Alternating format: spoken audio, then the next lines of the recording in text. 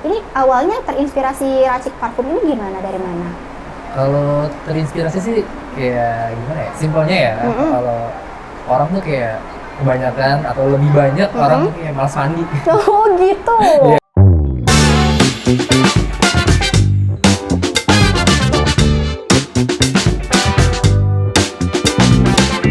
Halo Sobat Sosial, welcome back to Podcast Everywhere. Hari ini kita sudah sama salah satu narasumber yang bisa dibilang menginspirasi kita. Dia masih muda juga, gen muda udah bisa menginspirasi kita semua gitu. Pasti pengen tahu kan gimana ceritanya yang bisa menginspirasi. Kata aku tadi kan sangat menginspirasi ya. Mau tahu sama-sama kita ceritanya. Kita cerita-cerita dulu di sini tentang gimana sih merintisnya, gimana awal mulanya bisa sampai berdiri seperti sekarang ini gitu. Tapi sebelum dari itu, kita kalau kata pepatah tuh tak kenal maka tak sayang. Oke. Jadi kita mau kenalan dulu, boleh dikenalin Mas? Boleh? Boleh. Silakan. Nama saya Andika Agung Prasetyo. Panggilannya apa? Dika boleh. Dika boleh. Ya. Ada panggilan lain? Tio juga. Tio. Oke, Andika Prasetyo. Oke. Aku panggilnya Dika berarti ya. Boleh. Oke. Dika, di sini sebelum kita mau cerita-cerita nih, mau ngulik-ngulik cerita Dika dulu sedikit. Sebelumnya Dika bisa masuk ke sentra Handayani ini gimana?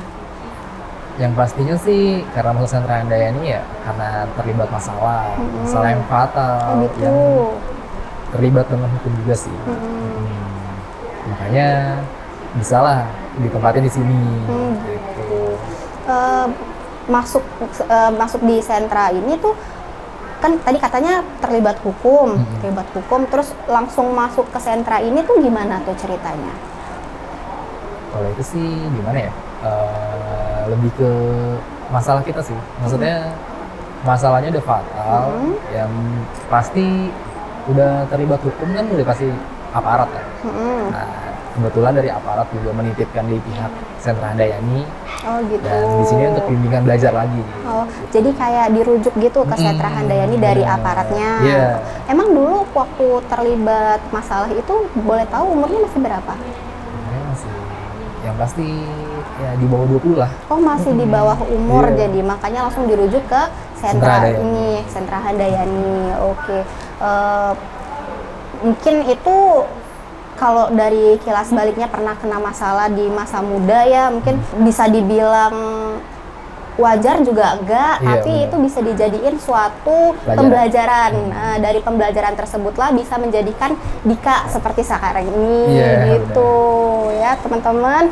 Jadi kayak dari pembelajaran bisa menghasilkan sebuah karya yang bisa membantu Dika berkembang seperti sekarang. Oke. Terus setelah masuk di sini, aktivitas di sini apa aja? Aktivitas di sini sih kayak biasa aja ya. Maksudnya kayak kita dikasih pembelajaran, bimbingan sosial, termasuk juga agama, itu juga belajarin di sini. Oh gitu. Bimbingannya lebih ke apa? Lebih ke kayak perubahan. Jadi misalkan kayak ya otomatis kan dulu ya kan kita buat masalah kan, otomatis kan mesti anak nakal nih. Nah makanya kita diubah di sini supaya agar berubah menjadi lebih baik. Oh gitu. jadi lebih ke perilakunya dididik lagi, dipelajarin lagi dari sini, dari sentra sosial. Udah gitu juga kan yang tadinya misalkan di rumah atau sebelumnya kayak jarang sholat atau gimana ya, di sini diterapin kita harus sholat 5 waktu. Oh gitu. Oke. Selama di sentra ini udah berapa lama? Kurang lebih 1 tahun. 1 tahun. Ngikutin program di sini selama 1 tahun. Oke. Tahun berapa itu kemarin? 2016. Oh dari 2000. Oh berarti udah lama ya? Lama. Udah lama. Terus setelah keluar dari sini, dari sentra, kegiatannya apa? Kegiatannya sih ya lanjutin belajar sih yang utama. Setelah lanjutin belajar, saya kerja di berbagai tempat, nyari ilmu pengalaman juga kan. Makanya ya bisa buat usaha kayak gini. Oh gitu. dari lanjutin belajar nih, aku mau tahu dikit. Kemarin itu kan berarti kan umurnya kan masih di bawah 20, berarti kayak masih sekolah SMA gitu ya. Terus itu sekolahnya gimana kalau boleh tahu? Kalau untuk sekolah sih kita masih lanjut. Oh, masih lanjut. Oke. Otomatis bukan lanjut di sekolah sebelumnya, kita daftar di sekolah baru. Oh, daftar di sekolah baru sampai akhirnya tamat, baru ngelanjutin ke kerja ini. Sebelumnya kerja apa? Kalau saya karena dari sekolah dulu basic ya desainer ya, saya kerjanya desainer sama ya bagian si kameramen gitulah. Oh, kameramen. Broadcasting gitu. Oh, broadcasting juga. Wah, luar biasa sih Dika sih. Passionnya udah banyak, udah desainer, broadcasting, sobat sosial. Oke. Terus setelah dari sini kerja itu, terus selanjutnya gimana? Dulu kerja juga kan nggak satu tempat juga kan. Dulu juga karena mungkin problem internal kerjaan atau gimana kan, atau ya kerjaannya kurang lebih ada 3-4 kali pindah. Oh gitu, oke. Nah, terus? Udah banyak pindah tempat kan juga ya. Walaupun pindah juga kan buat pembelajaran juga buat saya. Cari pengalaman, jadi batu loncatan gitu ya. Oke, terus sampai akhirnya? Bisa merintis karir ya buat usaha kepikiran buat brand parfum ini. Oh gitu, jadi Dika, oh ya gini sobat sosial, jadi Dika sekarang itu dia punya suatu brand parfum. Ini salah satu brandnya parfum-parfum yang Dika racik sendiri katanya gitu. Ini awalnya terinspirasi racik parfum ini gimana, dari mana? Kalau terinspirasi sih kayak gimana ya, simpelnya ya, kalau orang tuh kayak kebanyakan atau lebih banyak orang tuh kayak malas mandi. Oh gitu, Oke, terus? Karena ya daripada orang harus ribet-ribet mandi, kan kebanyakan ya apalagi weekend kan terutama perempuan nih. Aduh, agak kesinggir ya. Kalau Sabtu Minggu kan pastinya malas banget kan, jadi ya lebih efisien lagi kan kita pakai parfum aja, lebih mudah, simple. Oh gitu. Tinggal ganti baju, cuci muka, pakai parfum, jalan, hangout kemana, bebas. Oh gitu. Jadi ini lebih terinspirasi dari pengalaman sendiri atau gimana nih sebenarnya? Lebih ke orang banyak sih. Orang banyak, menutupin kayaknya guys. Oke, jadi Dika ini terinspirasi parfum ini karena ngambil simpelnya biar cepet tapi tetap wangi yang lebih, nggak apa-apa nggak mandi asal wangi, slogan Dika. Oke, terus setelah ini kamu menekuni ini udah berapa lama? Ini sih kurang lebih 1 tahun ya. Udah 1 tahun menekunin ini. Oke, ini kamu franchise atau gimana sih ininya? Bisa ini parfum sih, gini? yang pasti kita import ya. Oh, import, barang-barangnya import. Kita ngeriset kurang lebih sebelumnya tuh hampir 6 bulan lebih kita ngeriset. Oh, di riset dulu. Karena kalau kita nggak riset kita nggak tahu nih bahannya seperti apa, aromanya seperti apa. Kita juga nggak tahu. Dan terus juga kita juga riset gimana caranya buat ngejual. Oh gitu. Karena ya kalau buat ngejual tuh itu tantangannya juga lumayan sulit sih. Kalau buat kayak kalau mungkin dari kita throwback 5 atau 6 tahun sebelumnya kan itu kan sales kebanyakan di pinggir jalan kan. Iya benar. Karena kan ya udah era digital nih sekarang. Door to door kan kalau dulu. Kalau sekarang itu kan kayak era digital dan pasarannya itu ya otomatis kita harus belajar digital juga. Iya benar, mengikuti perkembangan zaman ya. Karena dari itu ya mau nggak mau kan kita harus belajar gimana nih caranya jualan lewat online. Oh, jadi ini jualnya online? Iya, online. Oh, untuk gitu. saat ini sih online. Untuk saat offline ini. sekarang belum ada. Oke. Nama ininya apa? Nama online-nya? Instagramnya rebelmed.id. Rebelmed.id, teman-teman. Terus kalau untuk jual pasarannya gimana? Di mana itu? Kita baru di Shopee sama Tokped sih. Shopee sama Tokped. Kalau nama Shopee dan Tokpednya apa? Sama, rebelmed.id. Oke, jadi teman-teman, Dika ini jual parfumnya itu melalui online, di mana di Shopee dan di Tokped ya tadi katanya. Namanya itu boleh dicek teman-teman kalau mau beli parfum, namanya rebelmed.id. Oke, ini parfumnya. Bukan cuma ini sih, kayak sebenarnya banyak ya parfum Dika ini. Ini salah satu contoh branding. Oh, best seller ini ya. Oh, best sellernya teman-teman. Oke. Terus sebelum ini kan branding parfumnya udah 1 tahun.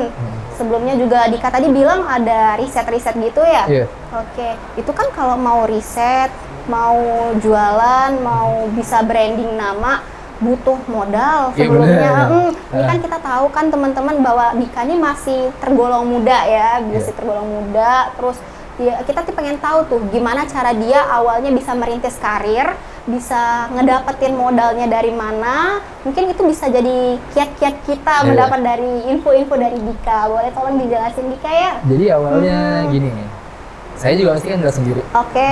Oh, punya jadi tim juga. sama-sama tim. Oke, Jadi terus? kita punya tim itu berempat. Oh, berempat.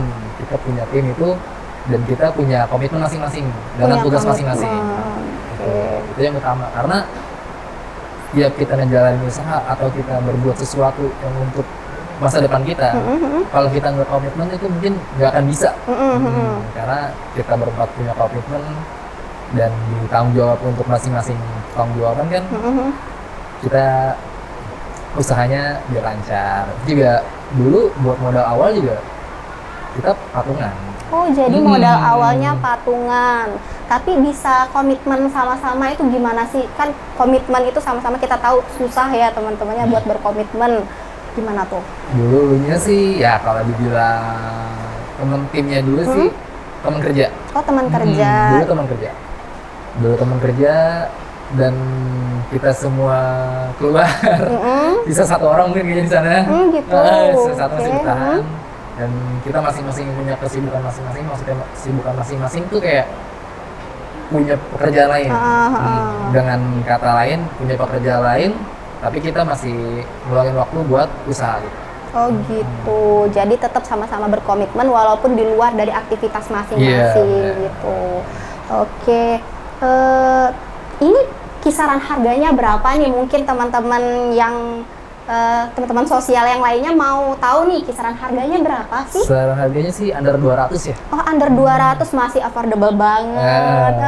Untuk parfum yang berapa mili nih? 50 mili. 50 mili under 200.000 rupiah. Itu diracik sendiri sama Dika. Parfumnya ini udah banyak ini apa yang beli ya Dika ya, karena udah best seller banget. Oke, terus kira-kira nih dari ini kan Dika kan udah tergolong sukses nih, udah dibilang. Amin. Karena Dika udah berani mencoba berjualan dengan umur Dika yang tergolong masih muda. Itu mungkin ada ini nggak, ada motivasi untuk teman-teman yang lain dari Dika, apa sih bisa jadi kayak gini? Motivasinya sih ya jangan patah semangat ya. Jangan patah semangat. Terus jangan patah semangat, selalu berusaha, intinya berdoa dan jangan lupa restu orang tua. Oh, restu orang tua. Iya. Dika berapa bersaudara? Bersaudara 5. 5 bersaudara. Dika anak yang keberapa? Anak ketiga dari 5 bersaudara. Anak ketiga dari 5 bersaudara. Orang tua? Orang tua tinggal ibu. Oh, orang tua tinggal ibu, nggak apa-apa. Berarti Dika salah satu ini ya, tulang punggung yang bisa nolong. Ih, luar biasa ini Dika. Dia masih muda, udah bisa menginspirasi, jadi tulang punggung juga. Wih, keren sih, keren banget. Benar-benar bisa menginspirasi kita semua ya. Udah muda, entrepreneur, jadi nolong orang tua juga, karena kan di balik kesuksesan kita pasti ada doa dan restu orang tua. Itu bukan apa namanya tuh, dari restu orang tua itulah yang ngejadiin Dika bisa ini. Jadi nolong orang tua tuh luar biasa. Oke, mungkin kalau misalkan sekarang Dika mau promosiin ini apa, parfumnya, boleh? Oh. Oke. Kamera. Guys, kalau masih bingung nyari parfum, Rebelmed aja. Cek Instagramnya rebelmed.id. Oke. Jadi kalau mau parfum, teman-teman bisa cek ke Instagram rebelmed.id. Oke. Mungkin Dika boleh kasih pesan dan kesan nih untuk gen milenial sekarang, gimana caranya untuk bisa memotivasi gen milenial juga sih dari kisah-kisah Dika. Pesannya gimana ya? Kalau buat anak muda sekarang intinya pendidikan yang nomor satu. Pendidikan nomor Pendidikan satu. nomor satu. Oke. Karena kita tuh belajar penting. Mm-mm. Walaupun ya ada yang bilang kita bodoh atau gimana, ini belajar penting. Mm. Terutama ya, kalau sekolah tuh intinya hadir lah ya. Iya, Nah, betul. karena hadir Sensi. kepentingan. Mm-mm. Walau ilmu nggak masuk, ya yang penting hadir, dikit-dikit masuk pasti. Iya pasti ada lah yang masuk, nggak mungkin nggak masuk semua. Nah. Oke, terus? Pendidikan tuh utama. Udah gitu patah semangat aja. Jangan patah semangat. Oh, jangan patah semangat. Typo sedikit kayaknya, jangan patah semangat. Jangan bukan patah semangat, Oke. selalu Mm-mm. berusaha. Mm-mm. Udah gitu, apa yang kita tanam sekarang akan kita tuai di masa depan nanti. Oh gitu, jadi apa yang kita tanam sekarang akan kita tuai di masa depan nanti, gitu sih pesan dari Dika. Jadi kalaupun kita menanam dari hal-hal yang baik, maka hasilnya juga akan terlihat baik gitu. Oke, mungkin terima kasih ya Dika untuk waktunya udah mau menyempatkan diri ikut di podcast kita, Iya, memotivasi semua gen milenial. Oke, ini sangat menginspirasi sih. Baik, makasih ya Dika untuk waktunya. Sama-sama ya Kak. Mm-mm.